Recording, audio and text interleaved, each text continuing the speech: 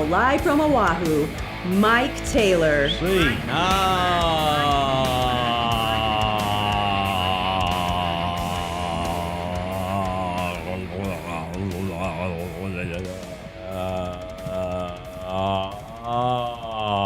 Yes. Yes. How you boys doing? We're back again, man. It is Thursday's edition this week of Mike Taylor Live. Good to have all of you boys in here with us, whether you are watching us on YouTube or listening to the thing on Spotify, which you can still watch on Spotify. Map. Although I think that most people listen to their Spotify in their car, so you probably should watch it if you're driving. You ever seen some people will stick their phone up like an Uber driver and have video playing while they're driving? I don't trust myself enough to try that. I will never do that. But however you're watching this thing or listening to it, I highly appreciate that, Hums. Welcome in here. It is indeed Taylor Live. We got another cool guest coming up today. Been guest intensive. You're in these last San couple Antonio, days. by the way. I haven't updated I haven't set the intro back. Oh, yet. did she say yeah, Oahu she said again? Oahu I wasn't again. listening. Yeah, I need to get her it. back in here. I blame her. All right. Well, no, we're not in Oahu. Here I am. We're in DJLG Studios. It's good to be back in here. It was very daunting last week trying to put shows together outdoors with a laptop and or a cell phone, with spotty service and having to trespass in restaurants and bum their equipment. And I think your vlogging bit went pretty well, though. did it really? Yeah, yeah, I think it did. I think we need to do some more of that. I Yeah, do need we to start some more doing of that. Yeah, I'll just send it. I'll just like randomly do it and send it to you. Because will that work? Like if I'm just like at HEB? I think it's better if it's live. Like next time you're not in the room, you should plan for more of that stuff. Just walk around and play grab ass with people, or Yeah, that'd be cool. Yeah. all right, that's cool. Yeah. All right, did I send you the video of the raw fish that I ate? Yeah, I think you sent me pictures. I didn't think I got any video. It wasn't really worth it. I didn't want to get my ass kicked by a local by laughing at their cuisine, which I wasn't laughing. But they're real touchy out there, and that part of the island that I was on when we rolled on that video the other day, that's not anywhere near like the real touristy area. That's in a town up in the hinterlands of the island. They have some in the country, kinda, yeah, so to speak, and you got to be careful doing bits up there because I don't want to get my ass kicked by a guy with tattoos on his face, And so I went out chee-hooed in the parking lot, and I got looks for that. But I ate jackfish, raw jackfish with avocado and rice. It's fucking awesome. The poke scene in Hawaii is amazing. I've never been to Japan. Nina says that, the sushi and the stuff that she ate when she was in Japan last month was sublime. Oh, there's no comparison at all. I'm sure. So it's like if you go to Tokyo, getting, raw fish there, it's kind of like getting tacos in San Antonio. Yeah, it's like getting a Heineken in Amsterdam or a Guinness in Ireland. Having poke in Hawaii is probably pretty close. It's like having tacos in Corpus. Yeah, right. So it's not as good as San Antonio, but it's pretty close. Like Hawaii's pretty good. It's a freaking island in the middle of the ocean, so their seafood game is great, and they have such a Japanese influence out there that their poke game is great. And that leads me to the next question, because I honestly don't know the answer to this. I love poke. Nina won't eat it because it's raw. She eats fish. She just won't eat it raw, which is fine. Well, you wouldn't trust her if she didn't. Well, we wouldn't be together because you cannot trust a woman who won't eat fish. She eats it. She'll eat sushi, but she just cannot do poke. And not the kind that I eat, because I don't eat I eat like it's literal raw fish. Like I had jackfish, which they call ahu, out there in that island. I know I'm talking way too much about Hawaii already today, but I just got home, It's called ahu, and it's jackfish, raw, cut up. They throw it in white rice, and you throw some avocado in there with a little bit of just a dollop of soy sauce, and it's fucking awesome. It's tremendous, and I miss it already. So that being said, is there any place where you can get poke in town here? I know that they've got there's some Hawaiian restaurants, but I don't know if there's poke. Yeah, there's definitely somewhere you can get it. But where? I believe actually HEB is starting to package poke in their little sushi sections. Yeah, that's package it or serve it fresh behind a deli counter. Well, they package it there. Yeah. You know how HEB does it. Oh, the yeah, little like sushi thing. The little sushi or whatever it's they called. Have poke in there too? Yeah, some of them are starting to have poke. You might have to go to some of the bougier ones, but yeah. Yeah, but they've got like Japanese chefs in there making it that day. Yeah, it's not being shipped in and frozen. They're at least Asian. Okay, because I ain't eating nothing. I ain't eating poke cooked by a Mexican. You got to be Asian. Excuse me, but fella, I can't tell. Turn around here. What's your last name? What's your origin? Okay, I'll eat it then. What's happening? Yeah, I probably don't trust that dude making my poke. There was a real good place. Now, this never sits well with San Antonians, but when I lived in Austin, there was a really great poke place on the drag up by UT's campus called Poke Me Long Time. Good bit, and it was great. I love you long time. And the dude was actually Hawaiian. He was Japanese Hawaiian. There's a lot of Japawaiians or Hawaiianese. Careful there. Yeah. That come off weird? Yeah. Maybe I should say Hawaiianese. That sounds less offensive. Maybe you say Japanese Hawaiians. Yeah. Don't shorten the first nationality there. Really? I'm not trying to offend. I'm ignorant. I went to public school in Texas and made a bunch of C's while I was doing it, so I apologize. I have no offense meant. I love the people of Hawaii. I love the Asian fusion they have there. I love the food. But anyway, I miss it some. All right, that's it. I didn't mean to get up on that tangent, but shit, now I'm hungry. What else? We have a celebrity death. It's funny, we have Jim Bob coming on. Told me. Jim Bob's going to be on. He may be a little late. You see his text message? Yeah, I saw that. Of course, because he's a news director. Putting out a fire, will log on shortly. Oh, great. So our guest is, well, he's not late technically yet, so I can kill. I told him 10:15 to give him some time. And, I can't sit here and bullshit, I can. So the great Jim Bob Breazeale is going to be on with us today. Taint Ticket number 1. The first man that I ever worked with, excuse me, when I got this job, that was a drop, and came down to town, my first ever partner was the Bear. And he was a young kid at Texas State, wearing his hat on backwards, pulled all the way down to the effing eyebrows, is like this. You know these kids now. Look, I understand that dudes are going to wear their hat like this now. That's fine. It is what it is. If you're not Tupac, you shouldn't wear it like that. But I can't help. It's become a cultural. It's part of the culture now. In American debaggery, guys wear their hat backwards like this, and that's fine.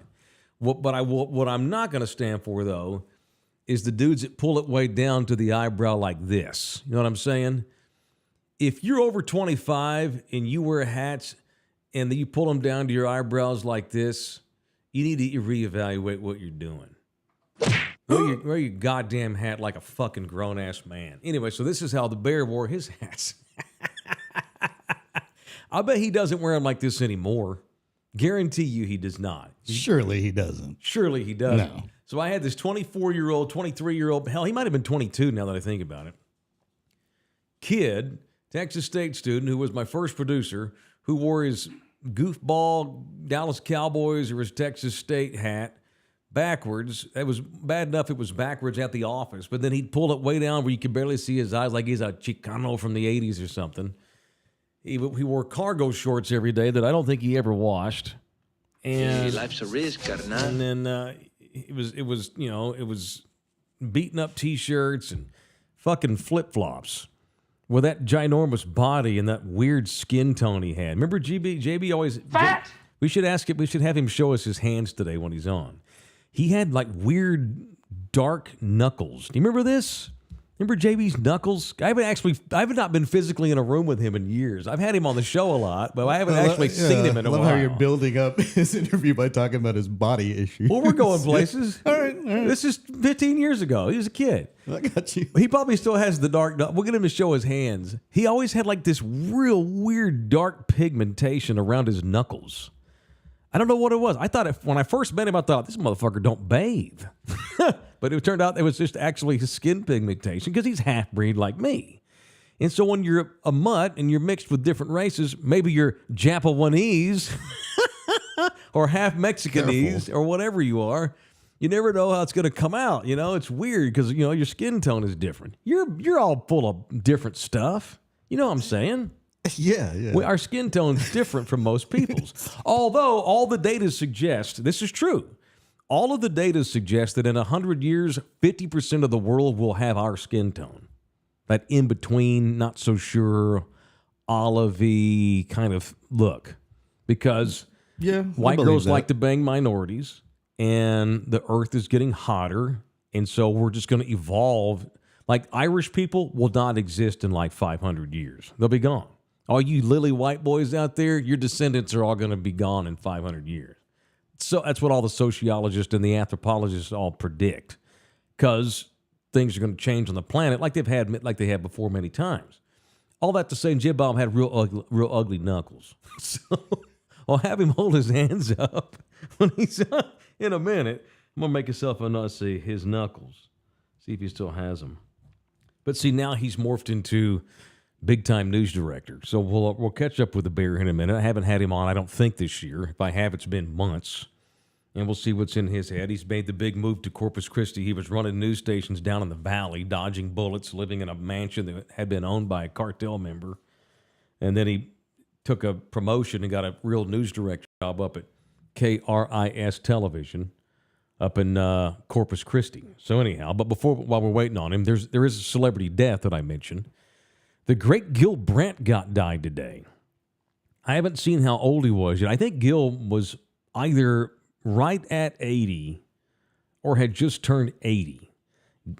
Gil Brandt was the longtime Cowboys director of personnel. Gil Brandt was the guy who drafted Roger Staubach and Bob Lilly and Bullet Bob Hayes, and he was responsible for architecting with Tex Schramm all those great Cowboys teams of the 60s and 70s that eventually turned into America's team. The great Gil Brandt is dead today. I haven't seen cause of death, but he was, like I said, pushing 80. You millennials and you Gen Zers, y'all know Gil Brandt because he's been such a major player in the last 10 years when it comes to fantasy football. Gil reinvented himself in his older age as a fantasy guru. And then, of course, stuck his foot in his mouth when Dwayne Haskins got hit by the truck. Remember when Dwayne Haskins got hit on the highway? Gil Brandt had an unfortunate tweet about Haskins. He wasn't even to the morgue yet. And Gil was saying that this kid was chasing death. He had a bad life or something like that. And all these people got pissed off at Gil for being insensitive to the kid's death. So Gil Brandt, the great cowboy, Ring of Honor member, Gil Brandt, dead today. We'll talk more about it probably next week. But let's get to our boy. Live from, I'm assuming, his office in Corpus Christi, Texas, it is Jim Bob Breazeale on with us today. Is he on? I can't see. Oh, there's you. It looks like he's putting out fires. Let me put him on. Oh, my God. Let's put him on. I don't think he has his headset on. Hold on. Okay. But you're there. Look at... Sorry to interrupt. Yeah, no, you're good. Is this legal? He said that Matt was supposed to call I mean, him. he said he was connected. Oh, okay. Okay. There he is. Okay. Hey, what are you doing? Working, man. Oh, did we may have just committed a felony by listening to a private conversation. I'm sorry. No, it's okay. What do you listen to? Well, I What'd didn't. you hear? I couldn't make a whole lot out of it. I'm gonna plead the fifth and say we didn't hear much. I couldn't make it out. It was mumbled and jarbled. That was the GM popping in my office. Holy Lord! Well, we'll dump all that, Bear. You probably heard salary negotiations because I was trying to hire. Oh somebody. no, we didn't. I can promise you. Don't get nervous. We did not hear that. Okay, that part I did not hear. Listen. If you heard it and broadcast it out to the world, come work for Scripps. We pay money. Well, do y'all test for THC? Because I would apply if you don't. Yeah, we do drug testing if you break something. Okay. If you get in a wreck or you do something in the station or you get injured in the station, then I think there's a drug test. But I didn't take a pre-employment drug screen. Right. But if you were to wreck a car, they're going, oh, sorry, dude, it's mandatory. Right. We've got to make sure you weren't under the influence. But if that's pretty much everybody. Okay. You know how many car wrecks marijuana has caused? None. Literally zero. I just know that if they had drug tested when we were at Clear Channel, there wouldn't have been a single person up there. No. Not one on-air person would have passed that drug test. No, there's only one person currently working there, and he's the last. And I know for a fact Andy Everett does not smoke. Everybody else is gone, not because they smoke, but because the station's gone to shit. Anyway, how are you doing? Golf is his drug. He does get high. But it's absolutely. Well, good morning, dude. It's been a while. Good morning. I know. I am. I'm doing well. I'm kind of overwhelmed in the big chair these days. Okay. See, why are you doing that? You know you're going to die early, right? Yeah, I accepted that. Absolutely, I've accepted it.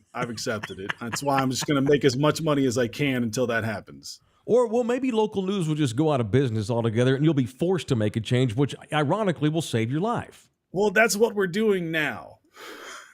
What? We're not going out of business. Yeah, we're. This might be a larger discussion because I think it dovetails into your industry and your current situation too. And it's a lot of people are. Media is so fragmented that they're leaving companies and just becoming their own brands. Right. That's right? What you're wanting. Yeah. And so the TV business is kind of especially the local news business is where newspapers were 25 years ago. Okay. They're at like a crossroads.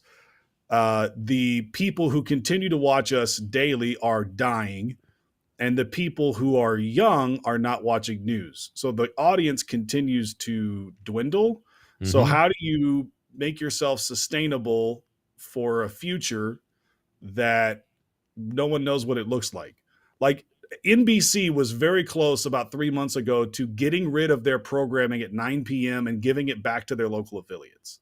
Wow. Like they were going to give up an hour of primetime programming and give it back to affiliates because it was no longer cost effective for them to put anything on at 9 o'clock. Good Lord. What is your, how many newscasts do y'all have? I'm assuming morning, midday, evening. I have 12 daily newscasts. Dude. On three stations. On the same station? No, 3 stations. Okay. I've got 2 in Spanish. Yeah, I've got 2 in Spanish. Oh, yeah. Telemundo. I've got 3 on CBS, and I've got 9 on KR. Can we just focus on KRIS? Yes. Because it gets it's a morning show. It gets morning show, a noon, a 4, a 5, a 6:30, a 9, and a 10. So maybe it's more like 7 shows, but 9 hours. Okay. So, and I don't know how we're going to change this though, right? How old are you now? I will be 40. I will be 40 in November. Oh, well, what's your birthday? November 14th. Okay, I must have forgotten that we were close together. When we worked together, I was very narcissistic and didn't care about very many people besides myself. We're 11 days apart, different years. Yeah. Okay. Yeah, and both of my kids are 4 days apart from me. So I've got the oldest who's on the 10th, and then the youngest is on the 6th. So That's we're all weird. One big giant Ninja Turtle party. What's y'all's? Is that y'all all Sagittarius? Well, we're all Scorpio. Oh, you're Scorpio. See, you just barely missed. I'm Sagittarius, but barely. Yep. You know, act like I got. You know, I'm got a horse's body. That's why I was narcissistic in my early days, because I had a horse body, with a human head. You're just like a minotaur, centaur, whatever it is. Yes. Yeah. Absolutely. Well, dude, let me say thank you for getting fired from said Clear Channel. Yes. LG and I were talking about this before. And for those who don't know, Jim Bob was my first ever producer.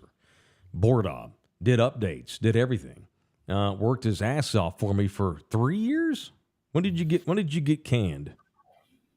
2010. Okay, so 3 years ish. Yeah, it was a fun 3 years. Yeah, it was almost full 4 because I feel like it was like a year and a half that I worked as a producer for whatever we put on in the afternoon, a revolving door of show or whatever it was. Yeah, I don't count that. I don't care about that. I'm talking about me. When I started, we worked together for like 3 years, something like that. And then JB got fired. LG and I were talking this morning. Had you not been fired, you could make the argument that he and I never meet. Oh yeah, no question. He replaced you, eventually after I got tired of Dingus's crap and we were able to get LG in the room. I never meet him, so this is not sitting here. I mean, when did you meet Joanna? Right before you got fired? Yeah, about a year. It was a year after the face transplant. So right. Like 2009. Yeah. And that, by the way, went very predictable. As soon as you get a face transplant, all of a sudden you get all this confidence, and now you're having sex again. Worked out perfect. It's all you knew me in college, and we didn't date. It wasn't until I got a new face that you came knocking. Yeah, all it took was literally change your entire face, and I'll go out with you. And you it's did. funny because we were talking about because we were dating or new to dating when you and I did Dingus go with us to Houston for a road trip? I don't know. We did a lot of road Texans. trips. We went to a Texans preseason game, and then we went up to one of the we snuck our way into one of the sports stations lobbies and graffitied their window and did a bit. It was our Clear Channel brother. It was where Adam Clanton was working at the time. Yes. So yes, Taint Man tainted his studio. Literally. One of the nights we were out partaking, and I think you grabbed my phone and you were texting Joanna on my behalf. Right. Was it? Yeah, and you knew I did it. You know, I told you, let me have the phone. I'm going to get you laid here. Neither one of us were in the right frame of mind. And then I spent several days after that trying to put the pieces back together. Oh, yeah. Well, yeah. Well, I tried to expedite your sex. She was too classy for that, and it didn't work. But you made it work, ultimately. Oh, yeah, no, it worked. Be honest. Were you told you need to quit hanging out with him? No, she just told me I knew that wasn't you. Oh, okay. Your wife once told me years ago, and she's like, Taylor, I love you, but you don't always have to be on. I'm like, what? She goes, you don't always have to be on. And I didn't know what she meant at the time. Then I realized, she thinks that I'm not nuts and I'm always doing a character. Yes. That poor woman. I really am nuts. She just didn't know it. She thought that was me doing a fake person. Yeah. Yeah. I think she thought like you were Mike Taylor sports guy. Yeah. In public situations, not in private, but you're Mike Taylor sports guy 24/7. Yeah. Let's go with Mike Taylor sports guy. I prefer that to anything else you might have said after you said my name just now.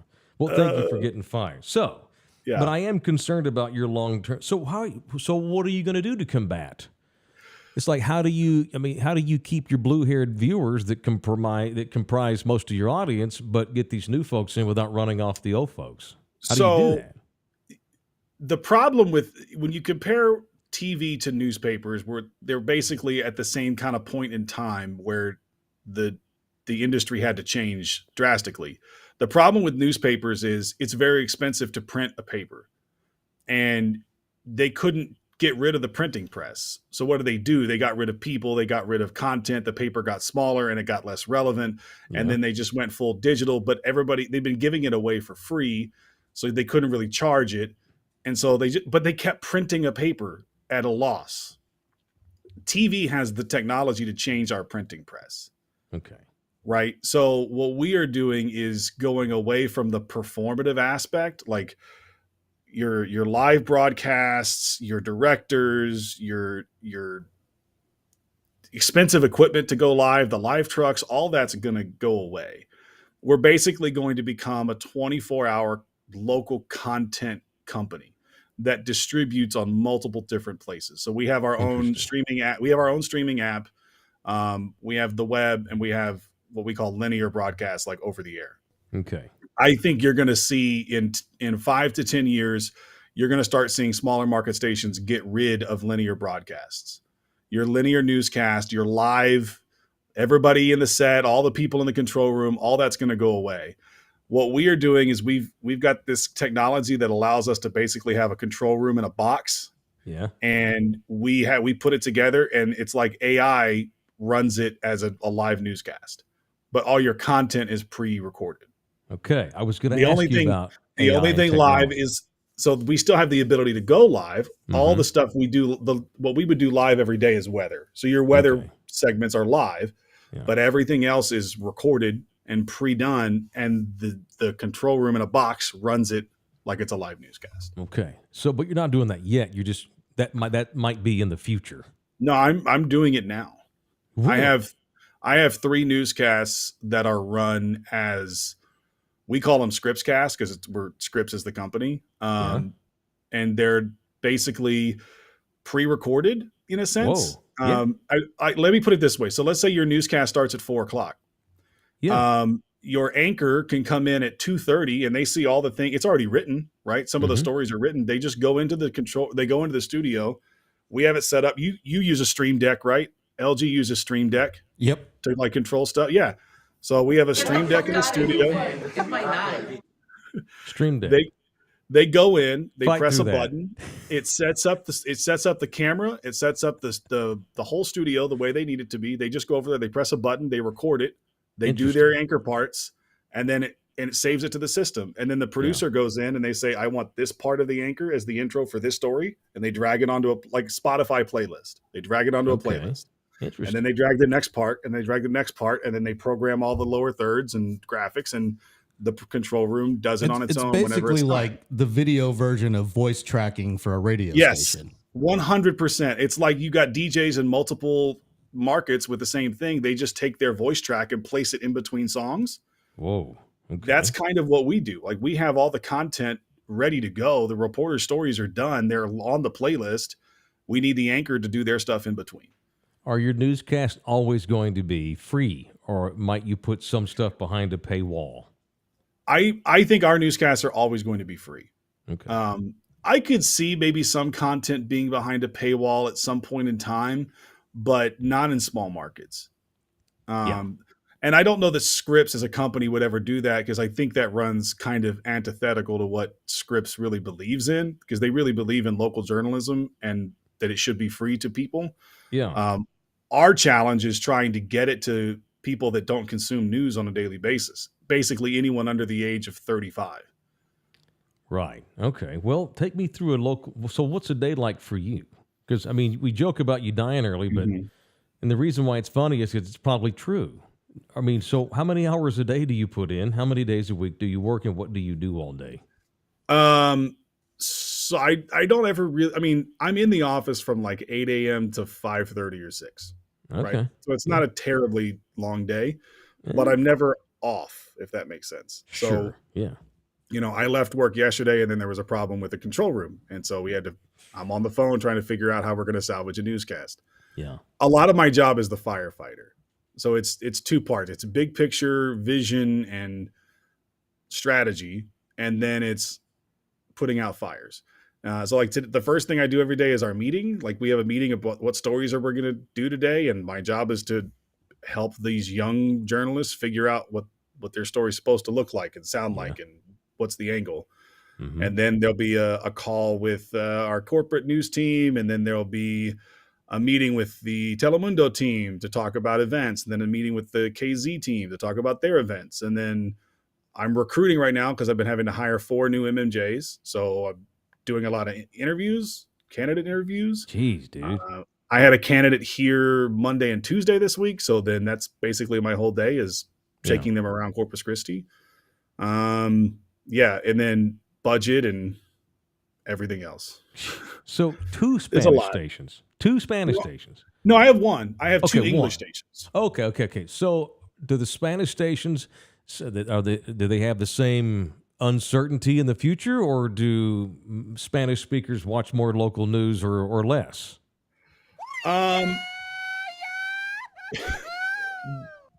Spanish language news is interesting because you're targeting, especially in South Texas, most people speak English. So what your audience is not just Spanish speakers, it's Spanish speakers who prefer their news in Spanish. Okay. Does that make sense? Yeah. Is the content different? Like, do you show more murders to the Mexicanos? No, I mean, Scripps in general doesn't, we don't really cover just your shooting, your crime. So, I mean, we'll go cover it, but we're not going to send the reporter to the street and talk to grandma who talks about, oh, he was such a good kid. He wasn't involved in any trouble. Holding the picture. And then, holding the picture. The whole family's with the T-shirts. And then you cut to the next soundbite was the chief at the scene going, this is a known gang member, a very violent individual. Yeah, the streets are much safer now. So it's basically thug on thug, man. Right. So we don't do those stories. But we do a lot of like health stories of, diabetes medications. People can't get them. Those kind of things are important to the Hispanic community. We're doing Hispanic Heritage Month stories right now. So one of them is car culture. Okay. Right? So I Let me tell you about some of the Corpus cars down here, man. It is Okay. woo, but it's the culture, right? So Yeah, sure. We're digging into that. But yeah, it's a little different than what we would cover on KR, Okay. but not Yeah. terribly. I've always loved the like the kid gets shot, the drive by, and like you mentioned, everybody's already got T-shirts like the day he's murdered. It's like the family is like child sweatshops that like pre-produced championship T-shirts, because at some point one of our cousins is going to get murdered, and they already have T-shirts ready to roll just for that day. Oh, it was Juan. Get the Juan T-shirts out.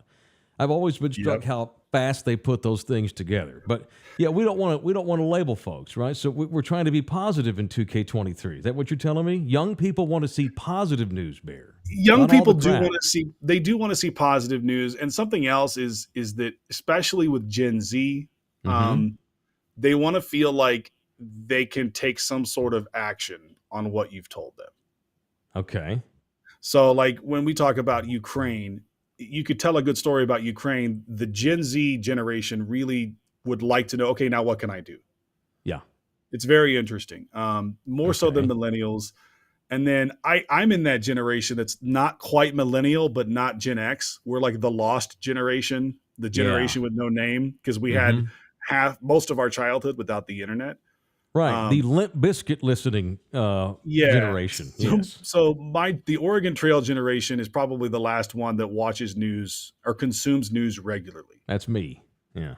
And so what you've got is, Facebook has really changed how people consume the news, because it gives people only what they want, more of what they already consume. Yeah. And I think Facebook is even getting, like, you see what they're doing in Canada. They're not putting any news at all on people's feeds in Canada, because the Canadian government was going to make them pay the news producing companies. Mm-hmm.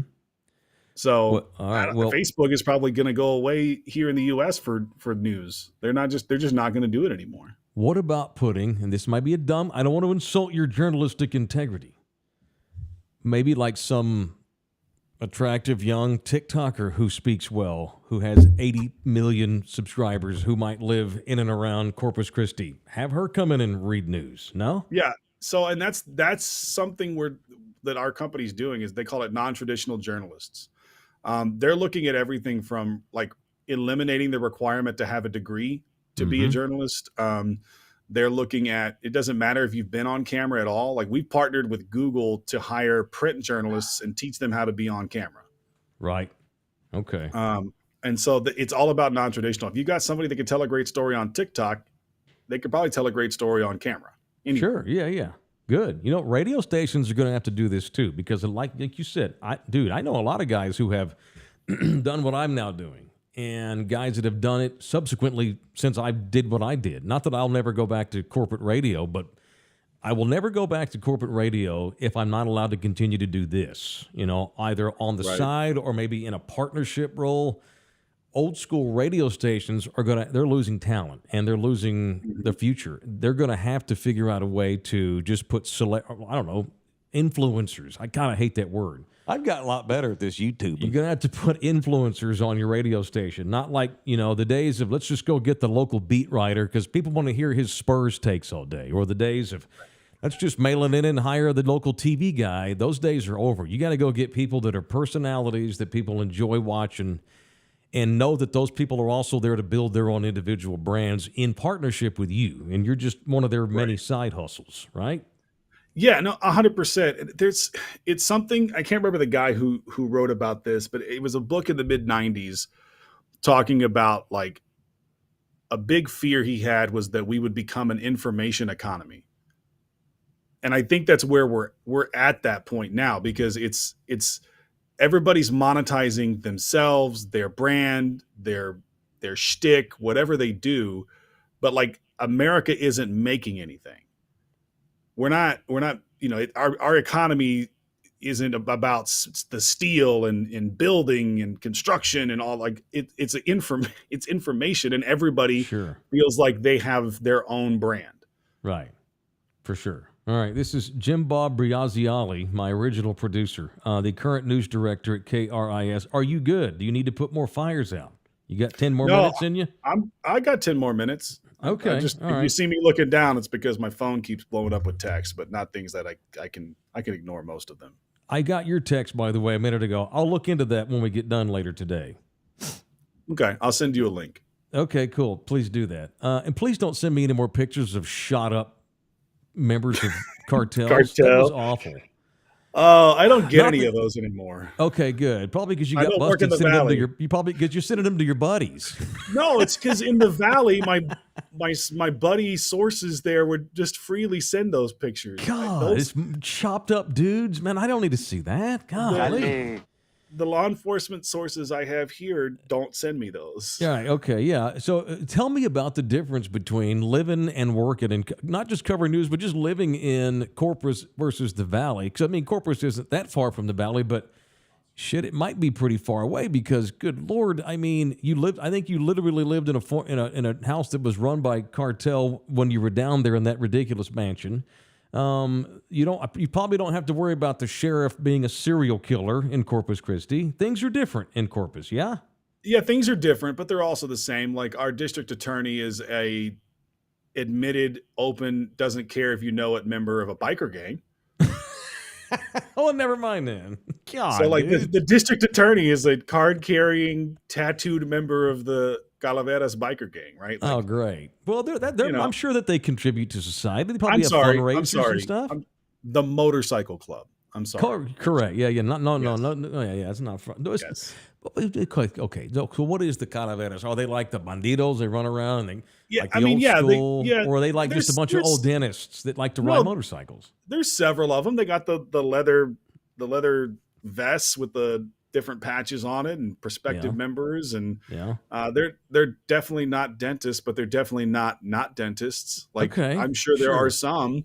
But it's just like any other motorcycle club, I guess. Okay. Just some questionable activities. Okay. How does your family like living there? Are y'all ever going to move here, or is this home probably now? No, my kids and the wife love it. Okay.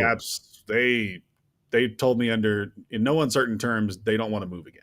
Okay, cool. Yeah, they're done. So, yeah. She moved to the valley for your ass. Now you got to stay there for her, probably. Yeah, and the kids, the oldest was in 4 different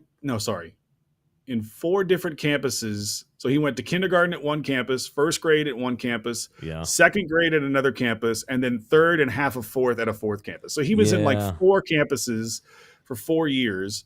And so now he's got stability. He's got friends. He's got people. Good. The little one loves it. They're doing baseball. The oldest is actually in pre-athletics now and playing football with the coaches and okay, cool. All that. So all right, good. Well, that's good to know. Well, because I mean, you need stability in your life. Because again, I worry about your long-term health, and so to hear that everything's good on the family circuit too is good, and that's wonderful. So y'all go to Hooks games, or you go to the beach? We do. We go to Hooks games. I mean, a lot of it, dude. My whole life right now is I got 2 kids in baseball, so they have 2 different teams and 2 different practice schedules. So I'm home 1 night a week. Okay, well, never mind then. Yeah, okay. I don't have time to do, but yeah, we go to the water park. We haven't gone to the beach a lot. We did at the beginning, but then you just get sand in your butt crack, and it gets old after a while. Understood. Yeah, it's not like it's not the most pretty beach there in Corpus, but it's still the ocean. On occasion it's nice to walk the beach and look at the statue and stuff. So that's good. All right, dude. Well, look, I appreciate you coming on here. Do you ever get back this way? Ever? I will be up that way on the weekend of October 14th. Okay. The Texas State Bobcats have called your boy back into service for one weekend. Wait a minute. Oh, you're going to go do one game? Oh, really? I'm going to go up and fill in for their guy on October 14th. Still the only job you ever truly have loved is doing PA. All the other ones have just been fillers. And this is true. If I ever win Powerball, I'm just going to be traveling PA guy. That'd be cool, man. Tell you what, if you ever get fired, we have a whole YouTube channel now here, and we're building an empire. Just saying. Okay. If you need employment. I'll be doing a PA for the brand new Corpus Christi Tritons. What the hell is that? Arena football. Oh, geez. Well, you better do it while they last because they won't last more than a season. All right, dude. Yeah. You're busy, man. I'm Yeah. proud of you, man. I'm proud of. I like to have young. I like to brag about my family tree. You know, I take most of the credit for your career trajectory. You're the Bill Belichick of board ops. Correct. Absolutely. Look at LG now. He's an in-demand. Well, look, LG still. This is his third stint with me. Isn't that funny? He can't quit me. It is what it is. You're a drug. All right, dude. Thank you for all you've done to your body, and I appreciate you coming on. Let me see your knuckles. You still have the weird pigment. See, this one? Even your skin looks better. No. You used to have those real dark circles around your knuckles. Oh, dude. And your eyes. I don't know. I can't remember the year when I got the cancer diagnosis. It was 2019, I think. Yeah. And that's when they told me not only do you might have cancer, but you're diabetic and right. Yada. So then I got part of the kidney taken out. All that was good. Since then, I've lost about 87 pounds. Hell yeah. And now your skin doesn't look weird. That's good. Right. There's no dark ring around the neck anymore. All right. Does it still creep people out when you interview them when they realize that the guy that works here and runs the place is called Jim Bob? Yeah. Still a thing. I just recruited an MMJ from Philadelphia, and I had to talk to her parents, and they were said straight up, "You're not what we expected." Right. Where are we sending our baby down to Texas to work for a dude named Jim Bob? They expected me to show up on a horse screaming "Yeehaw" like that guy from The Simpsons. Yeah. They expected Jerry Jones to show up. Yeah, boots, and you come in on a horse and stuff, and you just like grab their daughter and throw her on the back of the horse, and y'all ride to the station together, pretty much. Yeah. Exactly.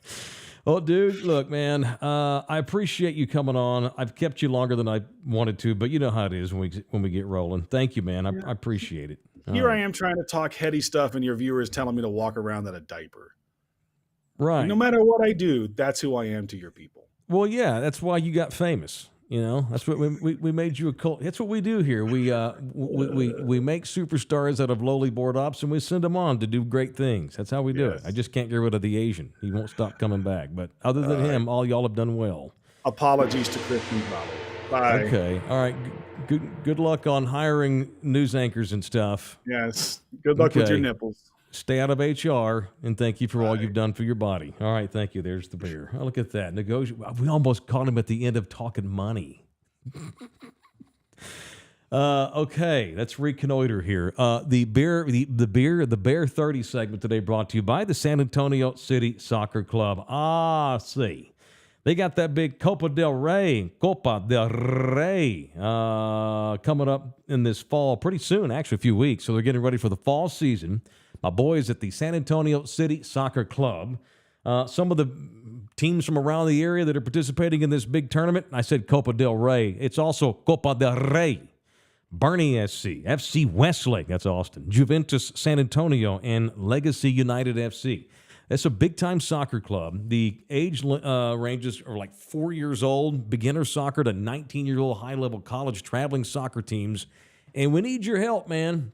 I had a guy reach out yesterday and asked me just straight up, how much does it cost to sponsor one of the fields? And I told him, he was shocked, and he's like, oh, my God, I'm probably going to do that. That sounds great. Hit me back up, slide into my DM, shoot me an email at MikeTaylorShow@gmail.com for information on how you can help us sponsor one of our soccer pitches up at the San Antonio City Soccer Club on the north side of town. All right, thank you to the Bear.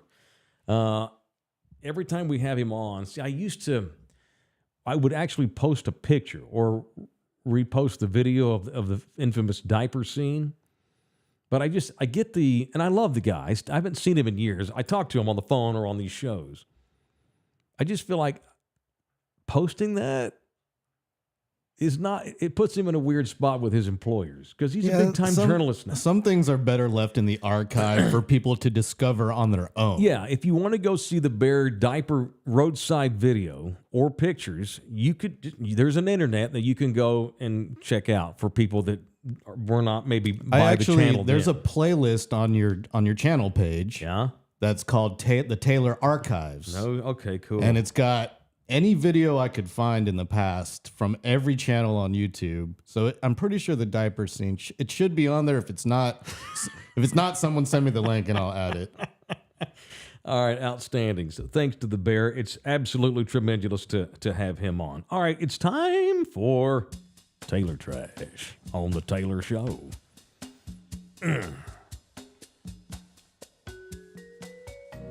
All right, and I made the mistake of not getting water before we went on the air. It's empty. So I got to fight through not having water. Do you need me to get you a bottle of water? Yeah.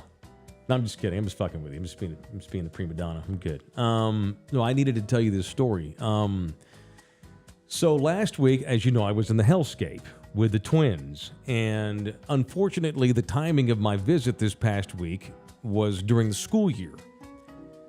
And so while I had them all week, I still had to take them to school, although I let them play hooky on Wednesday. Fuck it. You know, I only see them every couple of months for a week at a time, and I decided, you know what? Because Wednesday's a short day. I mean, they already mail in public school in that state anyway, but on Wednesday, everybody gets out at 1:20. Why even go if you're going to get out 2 hours? Anyway, it's a thing. But so Wednesday was an early day. I'm like, you know what? The hell with it. Because I had to commute with them every morning across the island to take them to school. Because where I was staying in Waikiki, which is the real touristy area, which is, and ironically, the only place that I could afford where there are hotels, the town that they go to school in, there are no hotels. You cannot stay in the town where my twins go to school. There are no hotels. I could have spent $5,000 on a beachside Airbnb, but I didn't want to do that. So I stayed in a little cheap motel in Waikiki, which meant we had a long-ass commute every morning to school, which meant having to get up at 5 o'clock a.m., in time to catch. We had to connect to 3 buses.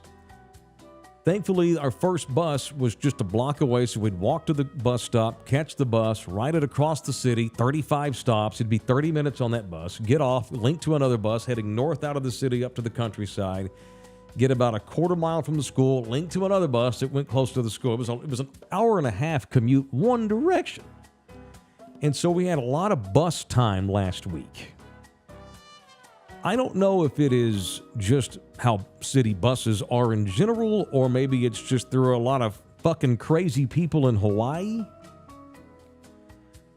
Half the people that are on the city buses. Now, I don't know about our town. Maybe we should do a bit and do a Via challenge or something and ride the bus one day. I'm writing that down, Via bus challenge.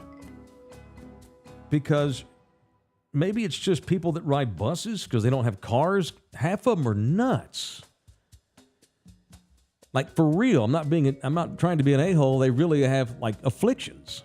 There's a really good Sunny in Philadelphia episode where they have to ride the bus because their cars are broken down or something. Mm-hmm. And it's exactly what you're describing. It's just schizos yes. and weird motherfuckers. Yeah, and there's an episode of Seinfeld too where they have to ride the subway. Same situation. I told you that the first day, some dude gets on the bus and he's got this music box machine thing.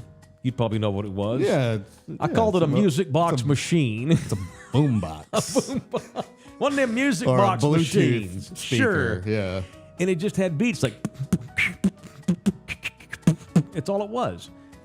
But he was singing his own Christian lyrics into a microphone that was coming through this box.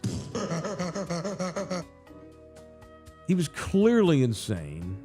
And my twins were like, all right, And I'm just trying to make light of the mood because he was kind of scary. And I told the twins, I'm going to rap, guys, too. I'm going to rap with him. He'll think it's cool. They're like, no, Daddy, don't. I've got those rap lyrics in me, I have written Christian rap lyrics that are still in my head to this day. I can rap them. Yeah, we know. Maybe next Wednesday, a live performance. I think you might want to put that one on the back burner. Hang on, I'm still writing it down. Christian rap lyrics. Save that for a rainy day. Well, maybe it'll rain next Wednesday. Yeah, hopefully not. All right, so that every day it's just something funnier. There was another lady, and God bless her, she was sweet, but she had this notebook that looked like it was 10 years old. All the pages were blackened. They were all crinkled in her notebook, and it was just a bunch of gibble. Because I actually got to look at what she was writing. It's just, and that's all she did the whole bus. This is what she do all day. And then at one point she'd go, "Thank you, bus driver, for taking me to my destination." And then she'd go back to her book. And then at one point she goes, "It's been 20 years since I was the personal educator of Britney Spears." She was telling everybody on the bus that she used to tutor Britney Spears. She's fucking crazy. All right, so, but that's a couple of warm-up stories. The one I want to get to, the one that, the apex story of the bus riding week was on Thursday of last week. So we're not even actually on the bus yet. We're walking to the bus, right? Oh, I'm like, oh, look, there's the 66, guys. Let's go get on that one, because we were kind of running late, so we had to rush. And so I've got my twins in tow with their backpacks, and we're all like, so we get up to the front of the bus, and the bus driver goes, no, don't come on. We're like, wait, what? He goes, no, wait for a minute, please. Wait, please just wait. I'm like, oh. The twins are like, what, Daddy? I'm like, oh, no. So we're like, he goes, no. He had like a concerned look. The driver's, no, don't come on. I'm like, okay. So I back us up off the first step of the bus. We back onto the curb. And I start looking into the bus, like, with my eyes, like panning into the bus. And then I see this woman, and we happen to make eye contact, unfortunately. She's looking at me like some triggered millennial after Trump won. She's like, "No, don't come on the bus." She's like, she makes eye contact with me. She's like, "No." She looks terrified. Don't come on the bus. I'm like, what the fuck's going on? And then she stands up, as I can see her inside the bus through the glass. She stands up and starts walking off the bus toward me. I'm like, whoa. She comes off the bus. They call, by the way, you call everybody uncle or auntie in Hawaii. Every man is an uncle. Every woman is an auntie. That's where they do it. They don't say dude, they say uncle. Hey, what's up, uncle? Especially if it's someone older than you. If you see an older person, you address him as uncle. This woman's probably 25. And as soon as she gets off the bus, then I realize, oh shit, she's batshit crazy. Comes right toward me. She goes, "Hey, uncle, what's up?" And she offers me a fist bump. I'm just trying to calm the situation. I have no idea what's going on this bus. I don't know why she told us not to get on. I don't even know what she wants. Now she just like beelines, gets off the bus, gives me a fist bump because we happen to make eye contact. And she goes, "Hey, uncle, what's up?" I go, "Hey, how you doing?" She goes, "Fuck you." I'm like, oh my God. So it went from, "Hey, uncle," giving me a fist bump to an immediate, "Fuck you." And this, like, her voice even changed. I'm like, whoa. Then, dude, right as that's happening, I notice a Honolulu police car pull up behind our bus. It turns out she was the reason why the driver did not want us to get on, because she was creating a disturbance on the bus. So I literally see the cop car pulling up behind the bus as she's coming off to give me a fist bump. And it goes from, "Hey, uncle," and then she goes, "Fuck you." I'm like, oh, whoa. Then, dude, she faces my white twin and like starts chewing my kid out. And I'm like, whoa. And that's when all of a sudden my daddy instincts kicked in. I don't give a fuck if you're crazy. I don't give a shit if you have a vagina. I'm going to beat your ass. I was, dude, I'm like, whoa. Get the fuck away from, I go, get the fuck back, bitch. That's exactly what I said. She's like, I couldn't even make out what she was saying. She like decided she was just going to like verbally assault my kid. He was fine because, I'm like, "Back up, son." And I like get in the way of him. I stand in the middle. And then I look up and finally the cop's walking over. I go, "You need to get this bitch away from us right now." He goes, "Wait a minute, sir. Just hang on." The cop's just trying to figure out what's going on. I go, no. She's crazy. Get her away from us right now. And like she's still chewing at my kid. And I'm like, dude, this close to just clocking her. I was like, I'm gonna have to lay her out. I need this officer to intervene like right now. He stops, dude, and reaches into his pocket and pulls out like surgical gloves. I'm like, what the fuck are you doing, dude? We are literally about to throw, but he has to stop to put on his gloves, I'm like, "Get her away from us now." He goes, "You need to calm down." I go, "No, you need to get her away from us." So I go, this is not working. I grab my twins. We walk to the bus. We get on the bus. I tell the driver, "Let's go." And the cop actually told the bus driver, hang on a minute, because he wanted to get the story. And to the bus driver's credit, he saw all that go down. He didn't want nothing to do with that bitch either. He peels out and we took off and he dropped us off at school. So I almost literally had to knock the bejesus out of this woman, which when you're in that state of mind, she's just a little 5'5" woman, you know. But when you're in that state of mind, you know, she may have like some drug-induced strength about her, you know. I did not want to have to scrap down with this woman, but she was trying to get into my kid's face. And thank God the cop showed up at the perfect time, because she may have tried to grab me or grab my kid or whatever, then I would have had to crush her skull onto the curb, and thank God that did not happen. So there's an episode from Philadelphia, Sunny in Philadelphia, where they ride the bus and it's full of crazy people. Yeah, check it out. It's pretty hilarious. All right, I'm smelling a bit. Yeah, we could do it. Surely the VIA transit system in San Antonio, Texas, does not have the number of crazies that I had to endure all week on the Hawaiian buses. They're bad. And the buses, I don't think they keep up all of them. Like, some of them don't feel sanitary. They stink. To be fair, Hawaii does have a really bad meth problem. So. They do. Oh yeah. Don't you ever watch Dog the Bounty Hunter? I know they do. I'm saying I'm right. I'm not saying they. I'm saying they do. Yeah. Yeah, she was probably way out of her mind on meth, or she was schizophrenic. So, you know, Hawaii they're very, very liberal, right? The government is anyway. Not half the population's not, but the government is.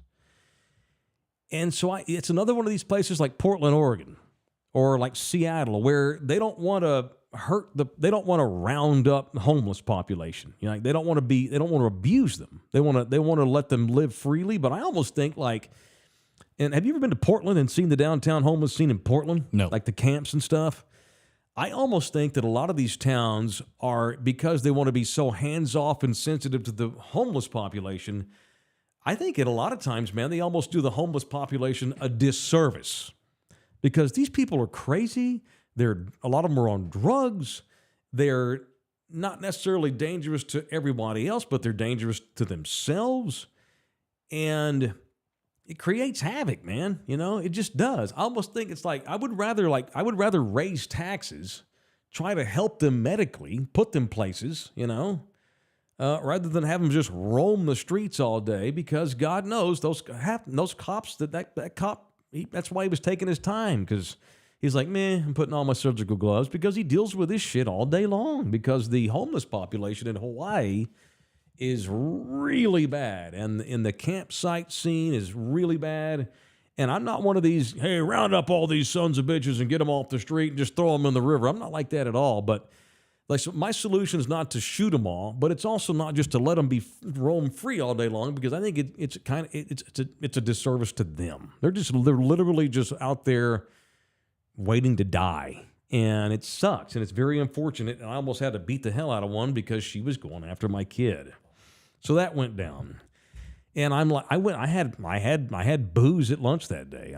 So I get my kids to school. I'm all nervous, and I'm all triggered, and I needed to relax. So I went and had a glass of vodka at 11:30 in the morning over at Maui Brewing, right down the street from my kids go to school. They didn't have live oak vodka at the Maui Brewing in Hawaii, and I requested they get it in there, and they should, because if they did, I think that state would be a better off place. We certainly are, as a show. The official vodka of Thunderdome is live oak vodka. If you're homeless and you're schizo, try not to drink too much of that live oak, but if you're like me and you drink it just to stay sane, live oak vodka, the official vodka of Mike Taylor Live in Thunderdome. It is smooth and refreshing, and it's a spirit produced and distilled down near Jim Bob at Coastal Bend Distilling in Beeville, Texas.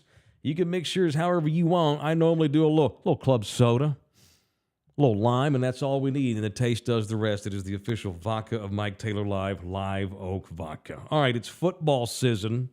I know we're running late here. I don't want to go on. I want to get more football talk as we go and get into the weekend.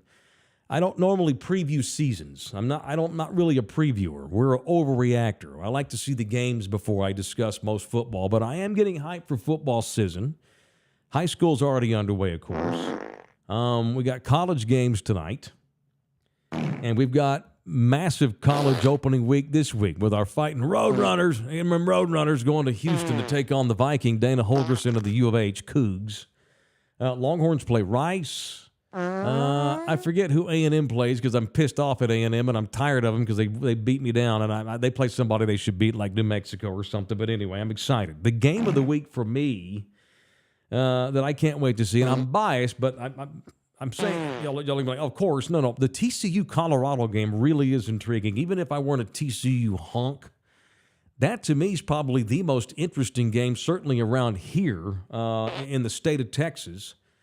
The TCU-Colorado game, as TCU fields arguably a more talented team this year. Overall, pound for pound, although we lost Max Duggan and we lost our top running back and our best linebacker. We had 9 kids get drafted last year from TCU. But arguably, Sonny Dykes is going to field a more talented team overall. But they play Colorado. As Deion, the Mike Taylor Show's own Deion Sanders, makes his debut as the Colorado coach. They have 99 guys on the roster. Unprecedented turnover. There are only 9 guys out of 99 that played on the team last year. Deion literally brought in 90 new players, 50-something scholarship transfers. Deion, he went in there on that opening day press when he introduced himself to the team. Remember, he's like, hey, y'all need to get in the portal now because we coming. I'm bringing my people, and it's Gucci. Y'all need to get the fuck out. He basically fired the entire roster. It's never been done in the history of college football. Of course, with NIL and the transfer rules now. But Deion, he took them rules and ran with them. 90 new kids on the Colorado team. Hell, they only won 1 game last year, so it can't hurt. I look forward to seeing Colorado matched up against TCU this week. And, of course, my Birds, my UTSA Roadrunners, they'll take on Houston. And we'll overreact to some of the football stuff when we get back in here on Monday. All right, thank you also to R&R Auto Glass. My people, the Rodriguez family at R&R right there by the airport at 281 in Tacoma. They have re-upped. They have extended their deal to continue to be the long-standing official auto glass repair company of Thunderdome and the Mike Taylor Live Show right there by the airport at 281 in Tacoma, so they're easy to find. Let's say you're going southbound on 281, you take an exit at Tacoma, you take a right, you go past the nudie bar, or what's that, the porn shop, or whatever the hell it is. Right down there on the left-hand side is R&R Auto Glass, locally owned and operated. UTSA football season ticket holders, as it were. Don't blame them. They're putting money into the program. Get you the Taylor Especial when you go in there, too. Mention me and get your glass fixed at a discount. It's the Taylor Especial. It is R&R Auto Glass. Thank you very much to DJ LG and the Bear. That was fun. Always cool to catch up with JB. And to have him on video was really, really cool. I think it's the first time he's done the podcast, maybe since last year. And very cool to have him on. All right, that's it. We're done. We'll be back mañana, and then are we off Monday? Did we decide to take Labor Day off? I think we did, didn't we? Yeah, I think we did. Okay. But some Thunderdomers have requested a recorded show at least. But Okay. we'll talk about it. Let's talk about that. Maybe a members-only sitch. Let's discuss that. LG's got a lot of other gigs he's got these days, so we'll see. We've only been doing this a couple of months, and it's an ever-fleeting thing. It's an ever-malleable organ. This is a malleable endeavor. How it looks today, shit, it may not look that way tomorrow. It all depends. We're a fledgling show. By the way, lots of great feedback yesterday with Ernie Zuniga coming in here, who's gone on his own to do a Facebook show. And I was on with his show yesterday, and apparently it went pretty well. And a lot of his viewers that watch that show, he does Pickup Lines. It's a great name for a show. All thought it was pretty good. So I appreciate Thunderdomers that watch that show. And if you're new and you found us because of Ernie, I appreciate that too. So thank you to Ernie Zuniga. Thank you to the Bear. Good luck to local TV news people everywhere. That's also a fleeting endeavor. We done, man. I'm done, man. We'll see you boys in here mañana. Love y'all hard. Enjoy Fat Mike. Birds up.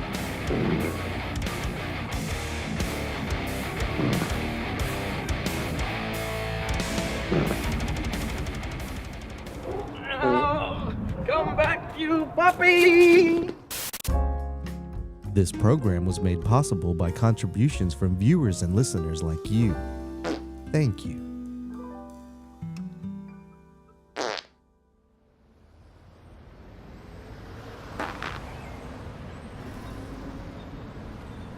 This is a cross-bound local